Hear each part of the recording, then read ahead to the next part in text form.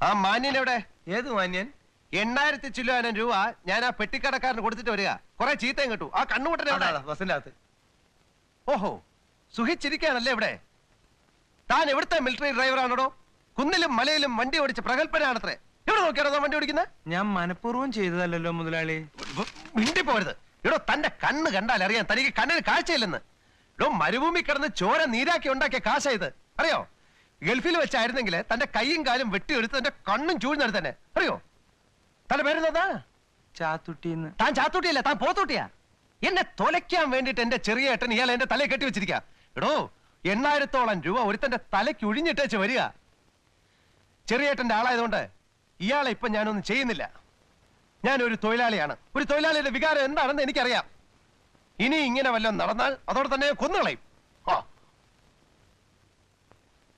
എല്ലാവരുമായിട്ടാണ് ഞാൻ ഈ പറയുന്നത്, മനസ്സിലായോ?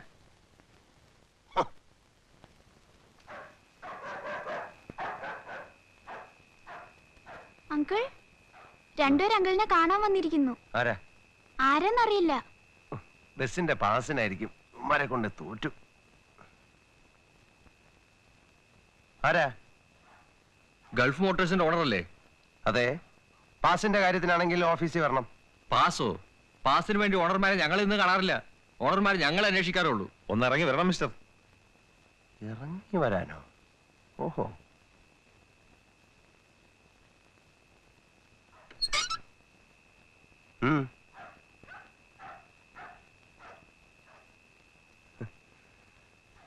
ഇങ്ങോട്ട് വരണം. ഗൾഫിലായിരുന്നല്ലേ? അതെ.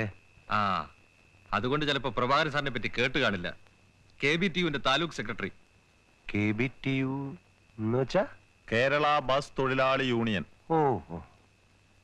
ലോക്കൽ കമ്മിറ്റി ഓഫീസിൽ വന്നപ്പോഴാണ് വിവരം അറിഞ്ഞത്. മൂരാച്ചികളുടെയും ബൂർഷ്വാസികളുടെയും നാട്ടിൽ നിന്ന് വന്ന ആളായതുകൊണ്ട് ധിക്കാരം അല്പം കൂടുതലായിരിക്കും എന്നറിയാം.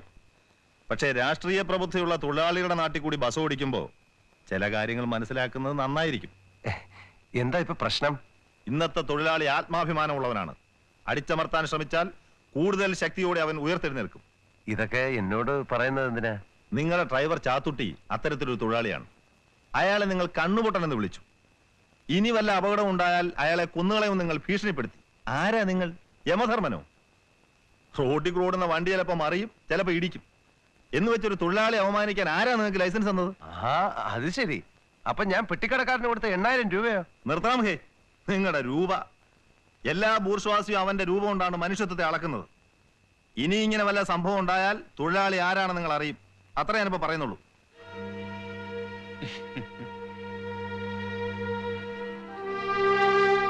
ആരാ നീ ഇപ്പൊ അവമാനിച്ചത്? എന്താ എനിക്ക് എന്റെ ആവശ്യം? നേതാക്കന്മാരെ വെറുപ്പിച്ച് അവനെ ബസ്സോടില്ല. മന്ത്രിമാര് പോലും പേടിക്കുന്ന തൊഴിലാളി നേതാവാ പ്രഭാകരൻ. ചേട്ടൻ എന്തറിഞ്ഞിട്ടായി പറയുന്നത്? ബസ് കയറ്റി കട പൊളിച്ചതിന് 8000 രൂപ കൊടുത്തത് ഞാനാ. അതിന് ഞാൻ ആ ഡ്രൈവറെ ഒന്ന് ദേഷ്യപ്പെട്ടു പോയി. അതാ കുഴപ്പം. തൊഴിലാളികളുടെ കാല് പിടിച്ചിട്ടാണ് ഞാൻ ഹോട്ടൽ നടത്തുന്നത്. നമുക്ക് ദേഷ്യം വരരുത്. അഥവാ ദേഷ്യം വന്നാൽ തന്നെ അത് പ്രകടിപ്പിക്കരുത്. മനസ്സിൽ എത്ര ദേഷ്യം ഉണ്ടെങ്കിലും ചിരിച്ച മുഖത്തോടു കൂടി വേണം ഇപ്പോഴത്തെ തൊഴിലാളിയോട് സംസാരിക്കാൻ. മനസ്സിലായോ?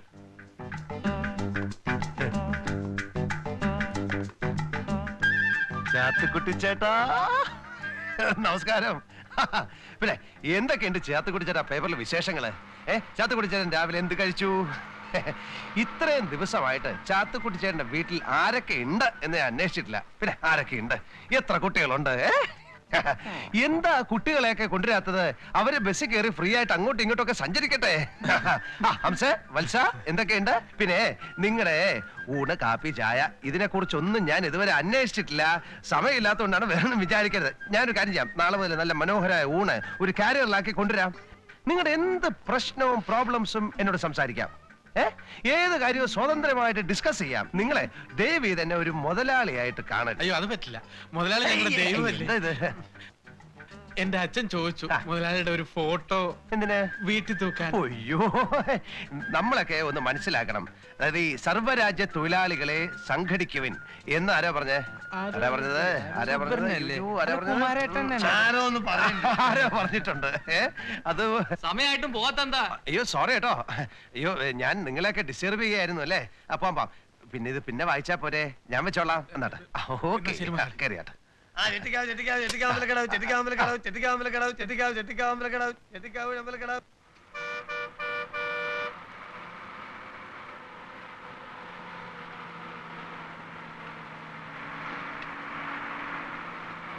ബുദ്ധിമുട്ടില്ലെങ്കിൽ കുറച്ച് മതി. മുതലാളിയാ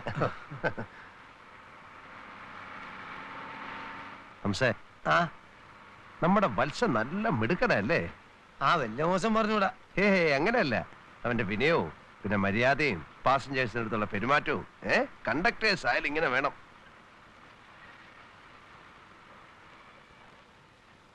അല്ല മുരളി, ബ്രേക്ക് ഇൻസ്ട്രക്ടർ. അത് നമ്മുടെ ബ്രേക്കിന് കുഴപ്പമൊന്നുമില്ലല്ലോ.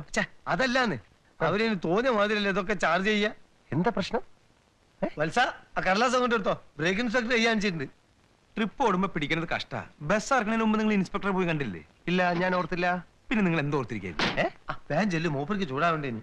പുതിയ ആളാ, വലിയ കടുംപിടുത്തക്കാരനെന്നാ കേട്ടത്. അതിന് നമുക്കെന്താ പ്രശ്നം? നമ്മുടെ ബസ്സിന് കുഴപ്പമൊന്നുമില്ലല്ലോ, പിന്നെന്താ പേടിക്കാൻ? എന്നാ മുതലാളിയും കൂടെ ഓക്കെ, ഞാനും വരാം.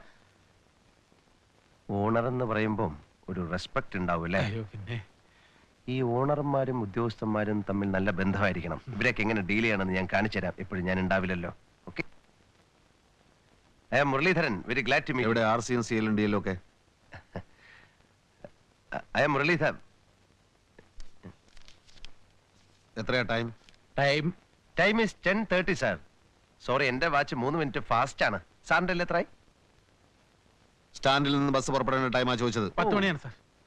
എത്ര ആളുണ്ട് ബസ്സിൽ? ഒരു 40, 45, 50 പേരുണ്ടാവും സാർ. സ്റ്റാൻഡിങ് എത്ര? എല്ലാം കൂടെ ചേർത്താണ് സാർ. അതല്ല, കൂടുതലുണ്ടല്ലോ. ഇല്ല സാർ, ഉണ്ടെങ്കിൽ 65-ൽ കുറയാതെ ഉണ്ട്. ചിലപ്പോ അപ്പൊ ആദ്യം പറഞ്ഞത് നുണ അല്ലേ? കണ്ടീഷൻ മോശമായ ഇതുപോലുള്ള ഒരു ബസ്സിൽ ഓവർലോഡ് ചെയ്യാൻ സമ്മതിക്കില്ല. സാർ, പുതിയ ബസ്സിന് ഞാൻ ബുക്ക് ചെയ്തിട്ടുണ്ട് സാർ. അറിയോ? I am Gulf Motors. അല്ല, owner of the Gulf motor. I won't allow anybody to violate the rules. Time schedule exhibit ചെയ്തിട്ടുണ്ടോ? അത് പിന്നെ പാർട്ടി പെർമിറ്റ്? അത് ഈ നോൺസെൻസ്. കുറെ ആളെയും കയറ്റി ടിക്കറ്റും കൊടുത്ത് അങ്ങ് ഓടുകയാണല്ലേ. ഫിറ്റ്നസ് സർട്ടിഫിക്കറ്റിന് പോലും അർഹതയില്ലാത്ത വണ്ടി, പിന്നെ വയലേഷൻ ഓഫ് പെർമിറ്റ് കണ്ടീഷൻസും. നോ, ഞാൻ സമ്മതിക്കില്ല. സാർ, ഒക്കെ ശരിയാക്കാം സാർ. സാർ, പിന്നെ ഞാൻ ഗൾഫിലായിരുന്നു സാർ. മാറ്. അപ്പൊ NRE അക്കൗണ്ടിൽ എനിക്ക് കേൾക്കണ്ട. രൂപ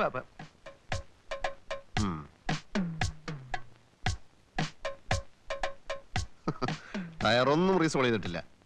ഇങ്ങനൊരു വണ്ടി ഓടിയിട്ട് ഇപ്പൊ ഒരു കാര്യമില്ല. ഫസ്റ്റ് എയ്ഡ് ബോക്സിൽ മെഡിസിൻസ് ഉണ്ടോ? ഉണ്ട് സാർ. നല്ല വില കൂടിയ മരുന്നുകൾ വാങ്ങിക്കാൻ ഞാൻ പറഞ്ഞിട്ടുണ്ട് അല്ലേ? Let me see it. മുറിവിൽ മരുന്ന് പറ്റണം. രൂപയ്ക്കാ 50-100 കൊടുത്ത് ഒഴിവാക്ക്. ഇല്ലെങ്കിൽ തൊട്ടതിനും പിടിച്ചതിനൊക്കെ ചാർജ് ചെയ്യും. Conductor, sir, inspector first aid box തുറക്കൂ. സാർ, മെഡിസിൻ കാണും സാർ. തുറക്കാനാ പറഞ്ഞത്.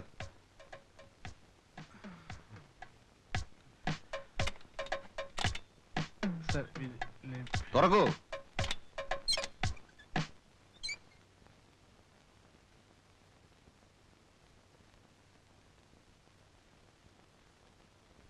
ഇതാണോ തന്റെ മെഡിസിൻസ്? സാർ, ഇതാണോ തന്റെ മെഡിസിൻസ്?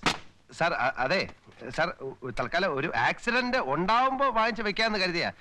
തൽക്കാലം സാർ ഇത് വെക്കണം. പോരെങ്കിൽ ഞാൻ സാറിനെ വീട്ടിൽ വന്ന് കാണാം സാർ. Please please. എന്താണോ ഇത്? ഇത് എന്താന്നാ ചോദിച്ചത്? ഇത് ചെറിയൊരു കൈക്കൂലിയാണ് സാർ. What you mean? ഉത്തരവാദപ്പെട്ട ഒരു സർക്കാർ ഉദ്യോഗസ്ഥനെ അപമാനിക്കുന്നു. It is an insult to all government officials. It is an insult to my department. My dear man, I am not going to leave you.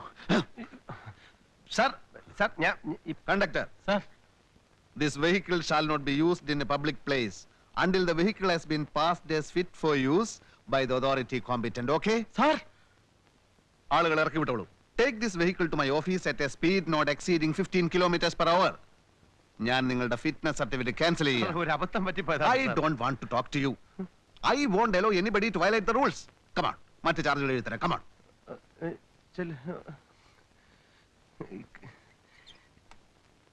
കൈക്കൂലി കൊടുത്തതാണ് അബദ്ധമായത്. ഈ ദ്രോഹിയുടെ വാക്ക് വിട്ട് പിന്നെ ഞാൻ മനസ്സിൽ എത്ര ദേഷ്യം ഉണ്ടെങ്കിലും ചിരിച്ച മുഖത്തോടു കൂടി വേണം ഇപ്പോഴത്തെ തൊഴിലാളികൾ സംസാരിക്കാൻ.